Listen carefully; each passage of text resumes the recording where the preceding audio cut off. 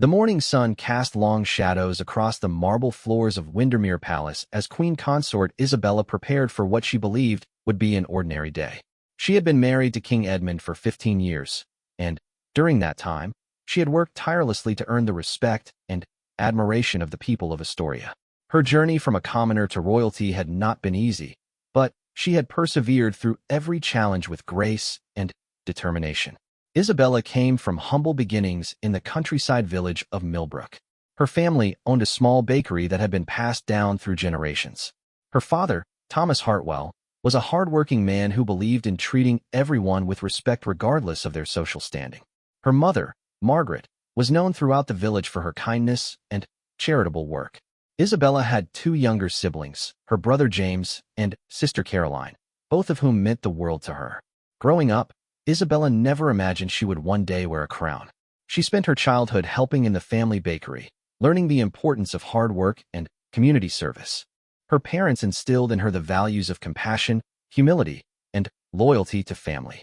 These values would later become the foundation of her character as she navigated the complex world of royal politics. When Isabella first met Prince Edmund at a charity gala 20 years ago, neither of them expected their brief conversation would lead to a lifelong partnership. Edmund was immediately drawn to her genuine nature and her passionate advocacy for rural education programs. Unlike many of the aristocrats he had known, Isabella spoke from the heart about real issues affecting ordinary people. Their courtship was conducted largely in private, away from the prying eyes of the media. Their relationship faced significant opposition from certain members of the royal court and establishment. Many believe that Edmund should marry someone from a noble family with centuries of aristocratic lineage. The criticism was often harsh and personal, questioning Isabella's suitability for royal life. However, Edmund remained steadfast in his commitment to her, and Isabella proved her critics wrong through her dedicated service to various charitable causes. After their wedding, Isabella threw herself into her royal duties with remarkable enthusiasm. She became patron of numerous organizations focused on rural development, women's education, and mental health awareness. Her genuine care for these causes was evident in her hands-on approach. Unlike some royals who simply lent their names to organizations, Isabella regularly visited project sites, spoke with beneficiaries, and worked to understand the real challenges people faced. One of her most successful initiatives was the Rural Futures program, which provided educational scholarships and vocational training opportunities for young people in remote areas of Astoria. The program had helped hundreds of young people access higher education and develop skills that allowed them to contribute meaningfully to their communities. Isabella's personal involvement in selecting scholarship recipients and monitoring their progress had earned her widespread admiration. Her relationship with the media had evolved over the years from skeptical coverage to genuine respect.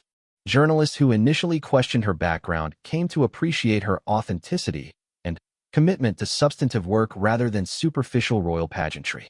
She was known for giving thoughtful interviews where she discussed policy issues and social challenges rather than focusing on fashion or celebrity aspects of royal life. Isabella's relationship with King Edmund's family had also grown stronger over time. The king's elderly aunt, Princess Victoria, had initially been one of her harshest critics, but eventually became one of her strongest supporters after witnessing Isabella's dedication to duty. Even Edmund's somewhat traditional mother, the Dowager Queen Catherine, had come to appreciate Isabella's stabilizing influence on the monarchy. However, Isabella's greatest source of strength and joy remained her connection to her own family. Despite her elevated status, she maintained close relationships with her parents and siblings. She regularly invited them to informal family gatherings at the palace and made sure they felt welcome in her new world. Her brother James had become a successful architect, while her sister Caroline worked as a teacher in their hometown. Both siblings were proud of Isabella's achievements, but treated her the same way they always had during family gatherings. The Hartwell family's bakery had become something of a local landmark, with tourists often stopping by hoping to catch a glimpse of the Queen Consort's childhood home. Thomas and Margaret had handled this attention with typical grace, neither exploiting their connection to royalty nor hiding from it.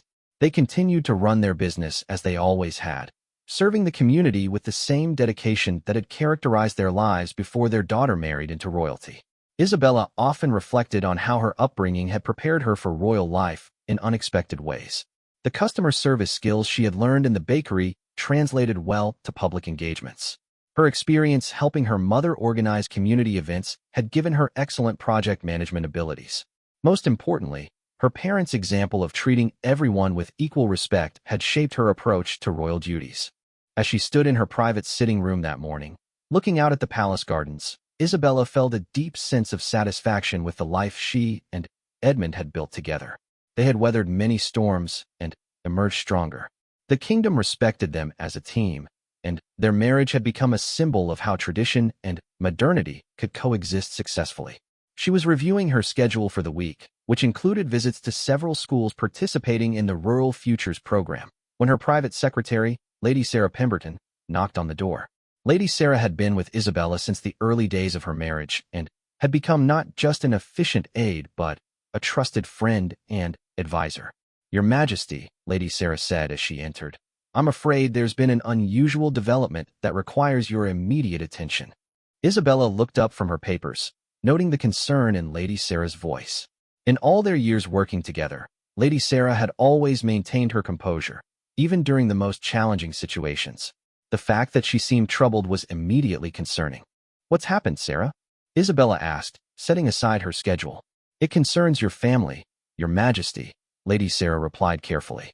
"There appears to be some sort of directive from the king's office regarding their access to palace events and official functions."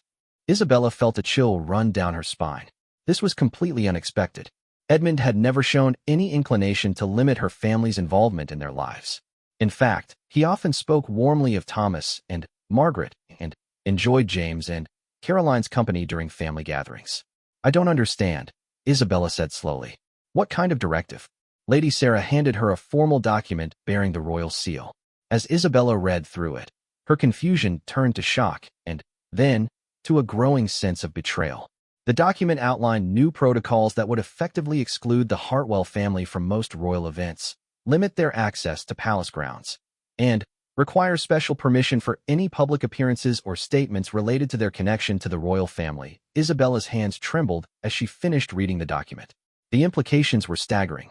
Her family, who had been welcomed into royal circles for 15 years, were suddenly being treated as security risks or unwanted guests. The language was formal and bureaucratic, but the message was clear. The Hartwell family was no longer welcome in the royal fold. "This cannot be right," Isabella said, her voice barely above a whisper. "Edmund would never approve something like this without discussing it with me first." Lady Sarah shifted uncomfortably. "Your Majesty, I made some discreet inquiries before bringing this to you. The directive appears to have come directly from the king's private office, with input from the Lord Chamberlain and the head of palace security." Isabella felt the walls of her carefully constructed world beginning to crumble. The Lord Chamberlain, Sir Reginald Blackwood, had never been particularly warm toward her, but she had assumed his coolness was simply professional distance. As for the head of palace security, Colonel Harrison, he had always been polite, but formal in their interactions. "I need to speak with Edmund immediately," Isabella said, standing abruptly. "There must be some explanation for this." "Your Majesty," Lady Sarah said hesitantly, "the king is currently in meetings with the Prime Minister and several cabinet members. The meetings are expected to continue for most of the day." Isabella paced to the window, her mind racing. The timing seemed suspicious. Edmund knew she would be devastated by such a decision, yet he had apparently made it while ensuring he would be unavailable to discuss it with her immediately. This was completely unlike the man she had married, the man who had always been transparent and collaborative in their decision-making. "Get me Lord Chamberlain Blackwood," Isabella said firmly. "I want to speak with him within the hour." Lady Sarah nodded and left to make the arrangements. Isabella remained at the window, staring out at the gardens where she had hosted countless family gatherings over the years. She remembered her parents' first visit to the palace, how nervous they had been about using the wrong fork or addressing people with incorrect titles. She had assured them that their genuine kindness was more valuable than any protocol knowledge. Her brother James had proposed to his now-wife Sarah in these very gardens during a palace Christmas party 3 years ago. Caroline had brought her children here for Easter egg hunts and summer picnics. These weren't just pleasant memories. They were the foundation of Isabella's sense of belonging in this rarefied world. The more she thought about it, the more confused she became. Just last week, Edmund had spoken enthusiastically about including Thomas and Margaret in the upcoming state dinner for the visiting president of neighboring Valdoria. He had specifically mentioned how much he enjoyed their conversations and how their presence helped create a more relaxed atmosphere at formal events.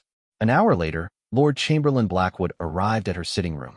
Sir Reginald was a tall, thin man in his early 60s with silver hair and an imperious manner that had intimidated Isabella during her early years as queen consort. However, she had learned to hold her ground with him over time. Lord Chamberlain, Isabella said without preamble, I require an explanation for this directive regarding my family. Sir Reginald's expression remained carefully neutral. Your Majesty, the directive is based on security assessments and protocol considerations that have been under review for some time. Security assessments? Isabella's voice rose slightly. My family has been part of royal events for 15 years without a single incident. What has suddenly changed? Your Majesty, there have been concerns raised about the appropriateness of certain family members' public statements and their potential impact on the monarchy's reputation, Sir Reginald replied smoothly. Isabella was taken aback. What public statements? My family has always been extremely careful about their public comments. They rarely speak to the media at all. Sir Reginald produced a folder from his briefcase. There have been several instances recently where members of the Hartwell family have made comments that could be interpreted as political in nature or inappropriate for their position. Isabella opened the folder and found newspaper clippings and transcripts of interviews. Her heart sank as she recognized the headlines. Her brother James had given an interview to a local newspaper about housing policy, criticizing the government's lack of support for first-time homebuyers. Her sister Caroline had spoken at a teachers' union meeting about education funding cuts. These are their professional opinions, Isabella said defensively. James is an architect concerned about housing issues, and Caroline is a teacher worried about education funding. They weren't speaking as members of the royal family. Nevertheless, Your Majesty, their connection to the royal family gives their statements additional weight and potential political implications, Sir Reginald explained. The palace cannot be seen as endorsing particular political positions through family connections. Isabella felt a growing sense of injustice. Her family had always been careful to maintain their independence while respecting their connection to royalty. They had never exploited their relationship with her for personal gain or political influence. The idea that they should be silenced on issues they cared about professionally seemed fundamentally unfair. And my parents? Isabella asked. What have they done wrong? The directive is comprehensive, Your Majesty. It's designed to create clear boundaries and prevent any future complications. Isabella realized that she was getting nowhere with Sir Reginald. His responses were rehearsed and bureaucratic, suggesting that this decision had been carefully planned and coordinated. She needed to speak with Edmund directly, regardless of his meeting schedule. I want to see the king immediately, Isabella stated firmly. Your Majesty, as I mentioned, His Majesty is engaged in crucial meetings with government officials that cannot be interrupted. Lord Chamberlain, Isabella said, drawing herself up to her full height. I am the queen consort, and I demand to speak with my husband about a matter that directly affects our family. Either you arrange that meeting, or I will walk into his office myself. Sir Reginald's composure flickered slightly. He had clearly expected Isabella to accept the directive without such strong resistance. After a moment of consideration, he nodded stiffly. I will convey your request to His Majesty's private secretary and see what can be arranged. After Sir Reginald left, Isabella found herself alone with her swirling thoughts and emotions. She felt betrayed not just by the directive itself, but by the way it had been implemented. If there were genuine concerns about her family's public statements, why hadn't Edmund discussed them with her? They had always been partners in navigating the complex balance between public duty and private relationships. Lady Sarah returned with tea and a concerned expression. Your Majesty, I've been thinking about this situation. Perhaps there are forces at work that go beyond simple protocol concerns. Isabella looked up sharply. What do you mean? There have been rumors circulating in certain court circles about pressure from traditionalist factions who believe the monarchy should maintain more distance from common-born connections, Lady Sarah said carefully. This revelation hit Isabella like a physical blow. She had thought those battles were fought, 1 year ago when she first married Edmund. The idea that there were still people actively working to undermine her position and isolate her from her support system was deeply disturbing. Who exactly are these traditionalist factions? Isabella asked. I couldn't say with certainty, Your Majesty. But There have been discussions among some of the older courtiers and certain members of the extended royal family about maintaining what they call appropriate standards and historical precedent. Isabella began to understand that this wasn't just about her family's public statements. This was about something much deeper and more threatening to everything she had built over the past 15 years. Someone was trying to systematically strip away her connections to her previous life and isolate her within the royal system. The realization filled her with a mixture of anger and fear. If they could successfully separate her from her family, what would be next? Would they try to influence her charitable work? Would they attempt to control her public statements and advocacy efforts? As the afternoon wore on, Isabella waited for word from Edmund's office about their meeting.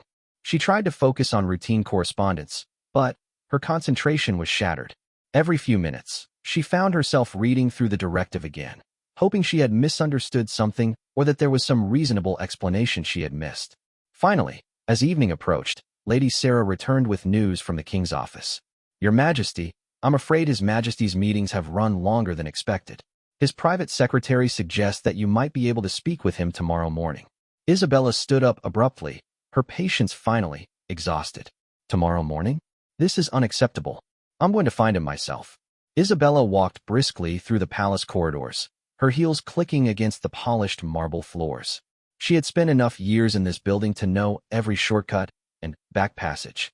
The formal state rooms where Edmund conducted his official business were located in the East Wing, and she knew exactly which route would get her there without passing through areas where she might be intercepted by palace staff. As she approached the outer office of the king's study, she could hear the low murmur of voices from within. Edmund's private secretary, Mr. Geoffrey Winters, looked up in surprise as she entered without announcement. Geoffrey was a man in his 50s who had served the royal household for decades and was known for his absolute discretion and unflappable demeanor. "Your Majesty," Geoffrey said, rising quickly from his desk, "I wasn't expecting you. His Majesty is still in session with the ministerial delegation." "Geoffrey," Isabella said firmly, "I need to speak with the king immediately about an urgent family matter." Geoffrey's expression grew troubled. He had always maintained excellent relations with Isabella and clearly sensed the seriousness of her mood. "Your Majesty, they are discussing some rather sensitive matters of state. Perhaps if I could schedule something for first thing in the morning?" "No, Geoffrey. This cannot wait until morning," Isabella replied, moving toward the heavy oak doors that led to the king's private study. "This is about my family, and I will not be put off any longer." Before Geoffrey could respond further, Isabella knocked firmly on the study doors and entered without waiting for permission. The scene that greeted her was exactly what she had expected. Edmund sat at the head of a long conference table, surrounded by several government ministers, including the Prime Minister, the Foreign Secretary, and the Chancellor of the Exchequer. The conversation stopped abruptly as all heads turned toward her. Edmund's expression shifted from surprise to concern as he took in his wife's determined demeanor and the tension evident in her posture. "Isabella," Edmund said, rising from his chair, "we're in the middle of rather important discussions about the trade negotiations with the Northern Alliance." "Edmund, I need to speak with you privately right now about the directive concerning my family," Isabella said, making no attempt to lower her voice or acknowledge the other men in the room. An uncomfortable silence settled over the study. The ministers exchanged glances, clearly uncertain about what they should do in this unprecedented situation. The Prime Minister, Robert Thornfield, was a diplomatic man who had worked well with both Edmund and Isabella over the years. "Perhaps this would be a good time for a brief recess," Prime Minister Thornfield suggested tactfully. "We could continue our discussions in an hour or so." Edmund nodded gratefully. "Yes, that would be best. Geoffrey will arrange refreshments for you in the blue drawing room." As the ministers filed out, several of them nodded respectfully to Isabella, though she could see the curiosity and concern in their eyes. This kind of interruption was completely out of character for her, and they clearly sensed that something significant was happening. Once the room was empty except for Isabella and Edmund, and heavy silence fell between them. Edmund moved around the table to approach his wife, but Isabella stepped back, maintaining the distance between them. "Isabella, what's this about?" Edmund asked, though his tone suggested he already had some idea. "Don't pretend you don't know," Isabella said, her voice trembling with suppressed emotion. "The directive from your office about my family. The restrictions on their access to palace events. The requirements for special permission for any public statements." Edmund's face fell, and he ran his hand through his hair, a gesture Isabella recognized as a sign that he was deeply uncomfortable. Isabella, please sit down. Let me explain. Explain what? Explain how you made a decision that affects my family without discussing it with me? Explain how you've essentially banned them from our lives without giving me any warning or opportunity to address whatever concerns led to this. Edmund walked to his desk and picked up a folder similar to the one Sir Reginald had shown her earlier. Isabella, there have been some developments that required immediate action. Your brother's interview about housing policy was picked up by national media and presented as the royal family's position on government policy.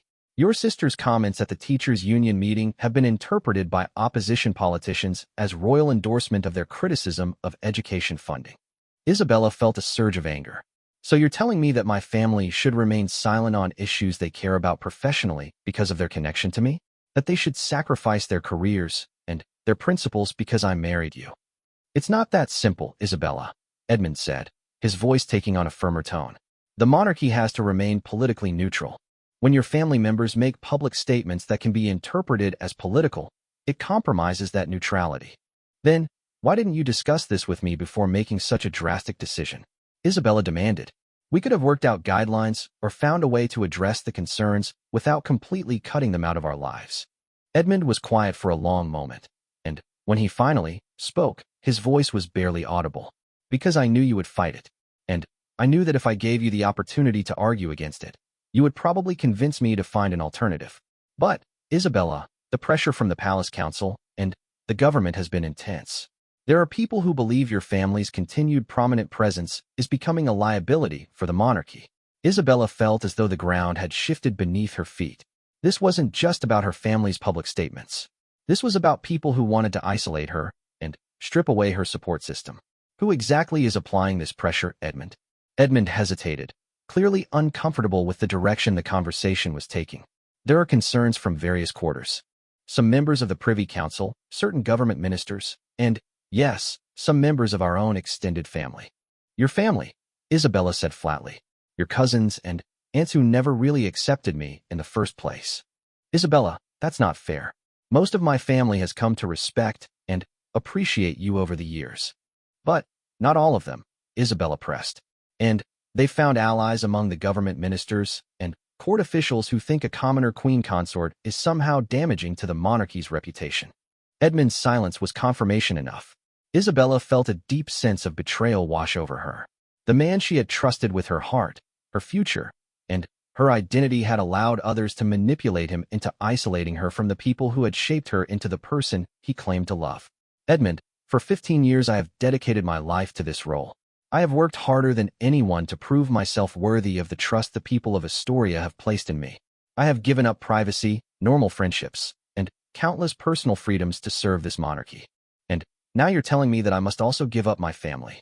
It doesn't have to be permanent, Edmund said weakly. Perhaps after some time passes and the political climate settles, we can revisit the restrictions. Isabella stared at her husband in disbelief. Do you hear yourself? You're talking about my parents, my siblings, the people who raised me and shaped my values.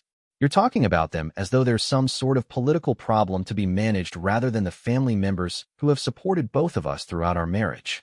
She moved to the window overlooking the palace courtyard, where tourists and locals often gathered hoping to catch a glimpse of royal life. I've always believed that our marriage was about bringing the monarchy closer to the people, about showing that royal duty and common humanity could coexist. But what you're asking me to do goes against everything I believed our partnership represented. Edmund approached her cautiously. Isabella, I love you. I love your family. But I also have a responsibility to protect the institution of the monarchy. Sometimes that means making difficult decisions that hurt people we care about. Isabella turned to face him, tears beginning to form in her eyes. And what about your responsibility to me? What about the promises you made when we married about facing challenges together and supporting each other through difficult times? I am supporting you, Edmund said desperately. I'm trying to protect your position and ensure that you can continue your important work without political complications. By isolating me from everyone who knew me before I became queen consort, by cutting me off from the people who keep me grounded and remind me who I really am beneath all the titles and protocols. The weight of the situation was beginning to hit Isabella fully. This wasn't just about restrictions on her family's public statements or their access to palace events. This was about forcing her to choose between her royal duties and her personal relationships. It was about making her completely dependent on the royal system for her identity and support. "I won't accept this, Edmund," Isabella said firmly. "I cannot, and will not abandon my family to appease people who have never accepted me anyway." "Isabella, please try to understand the position I'm in," Edmund pleaded. "The stability of the monarchy affects millions of people. I can't let personal considerations override institutional responsibilities." "Personal considerations?" Isabella's voice rose. "Is that what you call our marriage now? A personal consideration?" The hurt in her voice seemed to physically pain Edmund. "That's not what I meant, and you know it." "Do I know it?" Isabella asked. "Because right now, it feels like you've chosen the opinions of people who want to see me fail over the needs of your wife and her family." Isabella moved toward the door, needing space to process everything that had been revealed. "I need time to think about this, Edmund.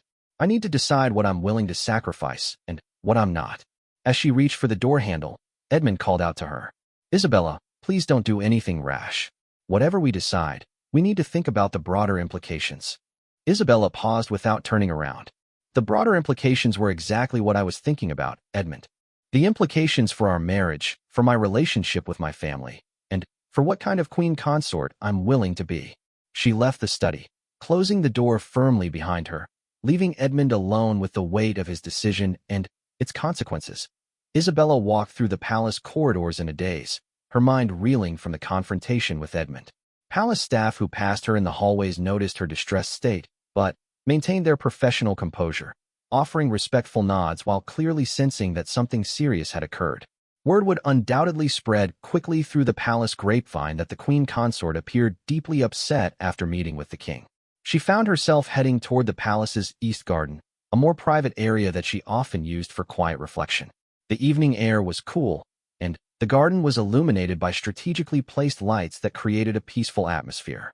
Isabella sat on a stone bench beneath an old oak tree that had stood on the palace grounds for over 200 years.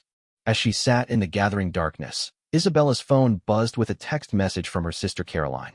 "Looking forward to seeing everyone at Sunday dinner this weekend. Mum is planning your favorite lamb stew." The innocent message hit Isabella like a physical blow.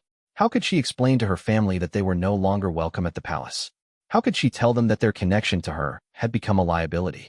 Her phone buzzed again, this time with a call from her brother James. Isabella hesitated for a moment before answering. "Bella," James said cheerfully, using her childhood nickname. "Sarah and I were just discussing the state dinner next month. We're so excited to meet the president of Valdoria." Sarah has been reading about Valdorian culture and architecture. Isabella closed her eyes, feeling the weight of having to shatter her brother's enthusiasm. "James, we need to talk.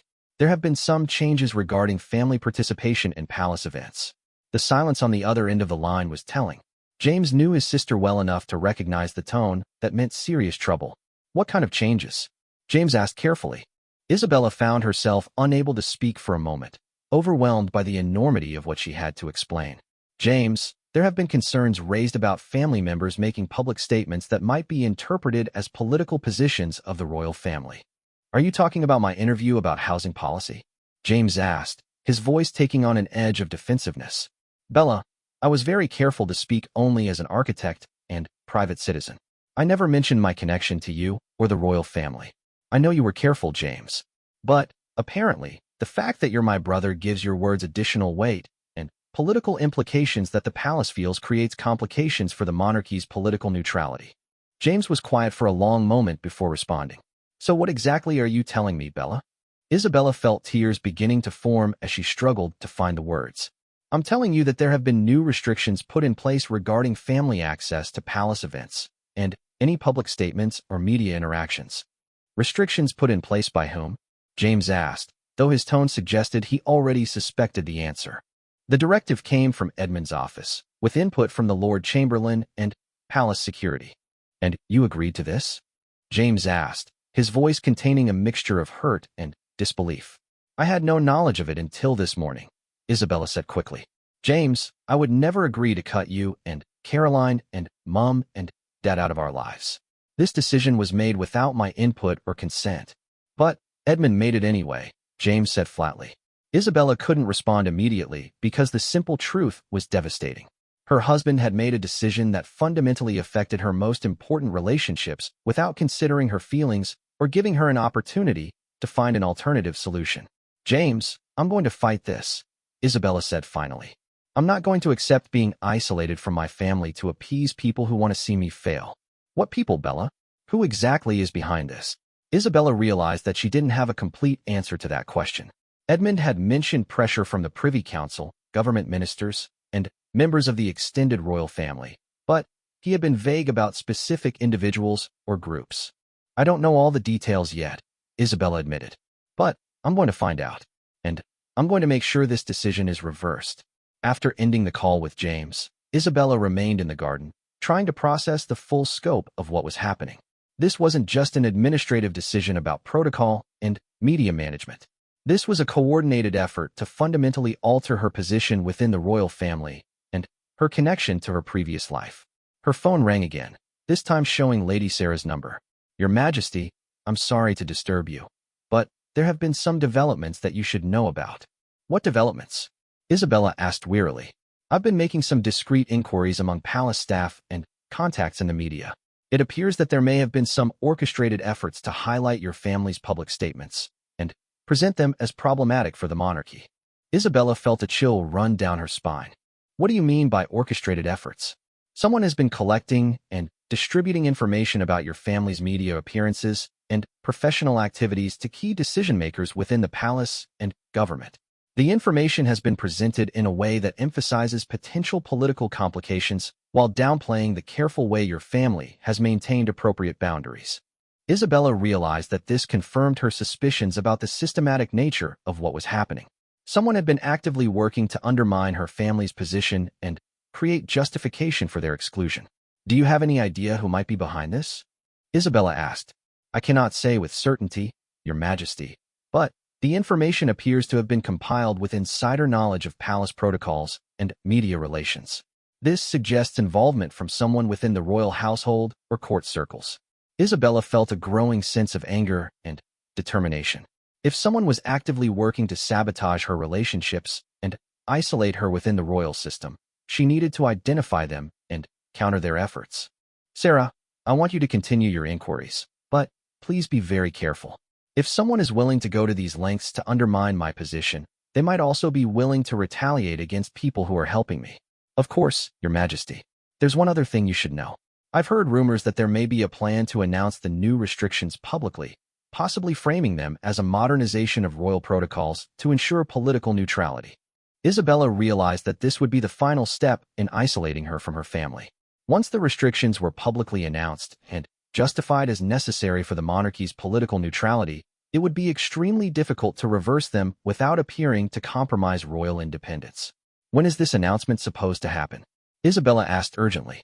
"I'm not certain, Your Majesty, but the rumors suggest it could be within the next few days." Isabella knew she had to act quickly. If the restrictions were announced publicly before she could find a way to counter them, her family would be permanently excluded from her life, and any future attempts to include them would be seen as political controversy. After ending her call with Lady Sarah, Isabella sat in the garden for another hour, formulating a plan.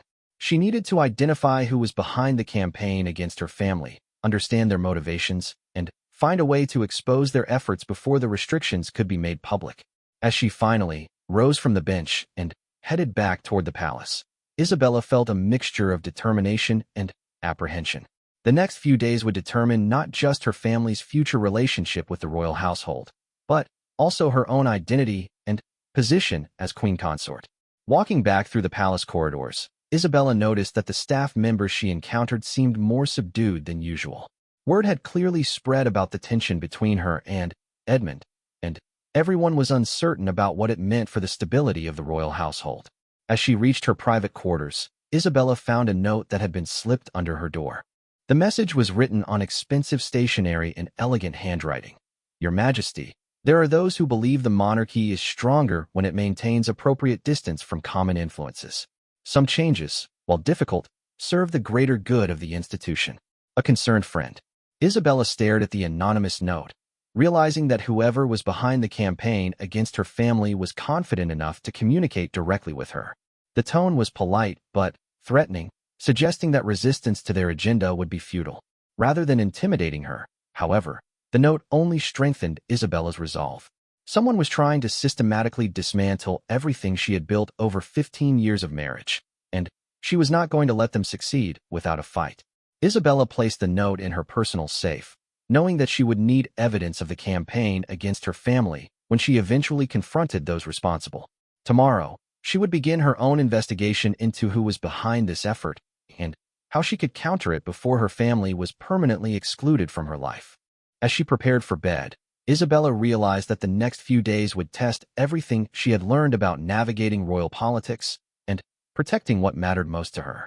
The stakes had never been higher, and failure would mean losing not just her family's presence in her life, but also her own sense of identity and connection to the person she had been before becoming queen consort. The following morning, Isabella awoke with a sense of purpose she hadn't felt since the crisis began.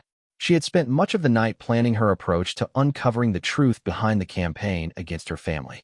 Her first step would be to meet with Princess Victoria, Edmund's elderly aunt, who despite her initial skepticism had become one of Isabella's most trusted allies within the royal family. Princess Victoria was known for her sharp intelligence and her deep knowledge of palace politics. At 82 years old, she had witnessed decades of royal intrigue and had developed an impressive network of contacts throughout the court system. If anyone could help Isabella understand who was behind the systematic effort to isolate her family, it would be Princess Victoria. Isabella arranged to meet with Princess Victoria at her private residence within the palace grounds, a charming apartment that reflected her sophisticated tastes and love of art. When Isabella arrived, she found the princess taking her morning tea in a sunlit sitting room overlooking the palace gardens. "Isabella, my dear," Princess Victoria said warmly as Isabella entered. "You look as though you haven't slept well. I assume this has something to do with the rather disturbing rumors I've been hearing about restrictions on your family." Isabella was relieved that Princess Victoria was already aware of the situation. "Aunt Victoria, I need your help understanding what's really happening here. This isn't just about protocol concerns or political neutrality. Someone has been actively working to undermine my family's position." Princess Victoria's expression grew serious. "Sit down, my dear, and tell me everything you know." Isabella recounted the events of the previous day, including her confrontation with Edmund, the anonymous note, and Lady Sarah's discoveries about the orchestrated campaign against her family. Princess Victoria listened intently, occasionally asking clarifying questions. "I'm afraid my suspicions are correct," Princess Victoria said when Isabella finished her account. "There has indeed been a coordinated effort to create justification for excluding your family from royal circles. The question is who exactly is behind it, and what their ultimate objectives are. Do you have any ideas about who might be involved?" Isabella asked. Princess Victoria was quiet for a moment, choosing her words carefully. "There are several possibilities. Lord Chamberlain Blackwood has never been entirely comfortable with what he sees as the democratization of the royal household. He believes strongly in traditional protocols and maintaining clear boundaries between royalty and commoners." Isabella nodded. She had always sensed Sir Reginald's disapproval of her background, though he had been careful to maintain professional courtesy. Additionally, Princess Victoria continued, "There are members of our extended family who believe that your family's continued prominence dilutes the exclusivity and mystique of royal status. Your cousin-in-law, Lady Penelope Ashford, has been particularly vocal in private about what she calls the common infiltration of royal traditions." Isabella felt a surge of anger at the phrase. Lady Penelope was married to Edmund's cousin and had always been polite, but cold toward Isabella. The idea that she was actively working to undermine Isabella's position was deeply hurtful. But family members and court officials couldn't orchestrate this kind of campaign without support from government circles, Isabella pointed out. "Precisely," Princess Victoria agreed. "Which brings us to the most concerning possibility. There are elements within the government who believe that a more traditional, less accessible monarchy would be politically advantageous. They see your family's connection to current social and economic issues as potentially problematic for government policy." Isabella realized that the scope of what she was facing was even larger than she had initially understood. This wasn't just about personal relationships or court politics. This was about competing visions of what the monarchy should represent in modern society. "Aunt Victoria, what can I do to counter this? If the restrictions are announced publicly in the next few days, it will be extremely difficult to reverse them." Princess Victoria smiled with a hint of her famous steel. My dear, you have more allies than you realize, and those who are working against you have made some tactical errors that we can exploit. What kind of errors? Isabella asked hopefully. First, they have underestimated your intelligence and determination. They expected you to accept the restrictions quietly rather than investigating and fighting back. Second, they have overplayed their hand by moving too quickly and involving too many people in their campaign. Princess Victoria moved to an antique writing desk and withdrew several documents. I've been conducting my own inquiries since hearing the first rumors yesterday. I have documentation showing that the information about your family's public statements was compiled and distributed by someone with access to both palace records and government intelligence resources. Isabella examined the documents, which included copies of internal memos and communication logs. The evidence clearly showed a coordinated effort to collect and disseminate information that could be used to justify restricting her family's access. This proves that someone was actively building a case against my family rather than simply responding to legitimate concerns, Isabella said. Exactly. And here's the most interesting discovery, Princess Victoria said, producing another document. The timing of this campaign coincides with discussions about your potential role in upcoming trade negotiations with Commonwealth nations. There are those who believe your common background and advocacy for rural issues make you too sympathetic to concerns that might complicate certain economic policies. Isabella realized that this revelation explained the urgency behind the effort to isolate her. If she was going to play a role in important international negotiations, those who opposed her influence wanted to ensure she was isolated from outside support and perspectives. So this isn't really about protecting the monarchy's political neutrality, Isabella said. It's about ensuring that I can't effectively advocate for positions that might conflict with certain political and economic interests. I believe that's exactly right, Princess Victoria confirmed. Now, the question is how we can use this information to protect your family and expose those who are working against you. Isabella felt a surge of hope for the first time since the crisis began. With Princess Victoria's support and the evidence they had gathered, she had a real chance of countering the campaign against her family.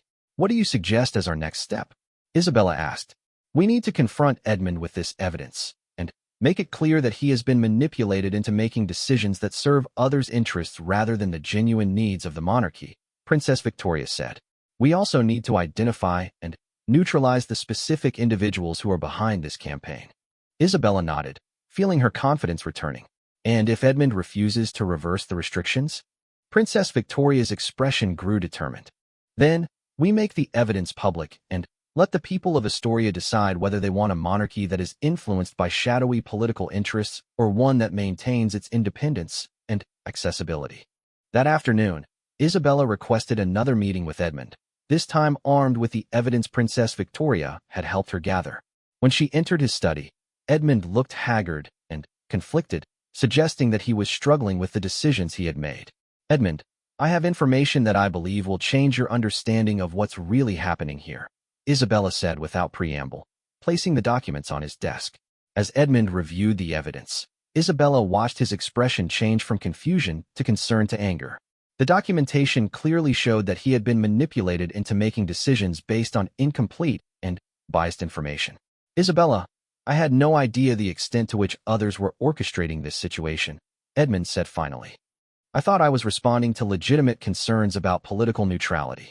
Edmund, we need to identify everyone who was involved in this campaign and ensure they understand that such manipulation will not be tolerated, Isabella said firmly. We also need to immediately reverse the restrictions on my family. Edmund nodded slowly. You're absolutely right. I allowed myself to be influenced by people who had their own agendas rather than the monarchy's best interests at heart. More importantly, Isabella continued, we need to have a serious discussion about how we make decisions that affect both of us. I cannot be an effective queen consort if I'm excluded from decisions that fundamentally affect my life and relationships. Edmund moved around the desk to take his wife's hands. Isabella, I'm so sorry. I know that doesn't undo the pain I've caused, but I want you to know that I recognize how badly I handled this situation. Edmund, we need to do more than reverse the restrictions, Isabella said. We need to send a clear message that attempts to manipulate royal decision-making through misleading information and political pressure will not succeed. What do you have in mind? Edmund asked. I want to know exactly who was involved in this campaign, and I want them to understand that their actions have consequences, Isabella said. Lord Chamberlain Blackwood, Lady Penelope, and whoever in the government circles supported this effort need to know that the monarchy will not be a tool for their political games. Edmund nodded with growing determination. You're absolutely right. It's time to clean house, and make it clear that the monarchy serves the people of Astoria, not special interests.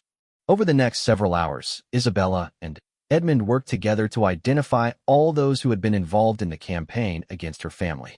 They called for meetings with Lord Chamberlain Blackwood and other palace officials, making it clear that misleading the king about family matters was a serious breach of trust that would have consequences. Lady Penelope and other family members who had supported the restrictions found themselves excluded from upcoming royal events and informed that their behavior had been inappropriate and damaging to family unity. Most importantly, Isabella and Edmund issued a joint statement reaffirming the royal family's commitment to maintaining close connections with people from all backgrounds and emphasizing that the monarchy's strength came from its accessibility and relatability to ordinary citizens. As Isabella stood on the palace balcony that evening, watching her family arrive for an impromptu dinner that Edmund had personally arranged, she felt a deep sense of relief and renewed purpose. The crisis had tested her marriage and her position within the royal family, but it had also strengthened her resolve to ensure that the monarchy remained connected to the people it served. Her parents, Thomas and Margaret, embraced her warmly as they entered the palace, followed by James and Caroline with their families. As they gathered in the family dining room, Isabella realized that the attempt to isolate her had ultimately made her more determined to fight for what mattered most to her. I'm sorry you all had to go through this uncertainty, Isabella said as they sat down to dinner. But I want you to know that nothing and no one will ever come between our family again. Edmund raised his glass in a toast. To family, to loyalty, and to ensuring that the monarchy remains worthy of the trust the people of Astoria place in us. As they shared dinner and laughter, Isabella reflected on how the crisis had ultimately strengthened both her marriage and her commitment to her role as queen consort. She had learned important lessons about the need to remain vigilant against those who would manipulate royal institutions for their own purposes, and she had proven to herself and others that she would not be intimidated or isolated from the relationships that defined her identity. The attempt to block her family from royal life had failed, but, more importantly, it had revealed the strength and resilience that would serve Isabella well in the challenges that lay ahead in her continued service to the people of Astoria.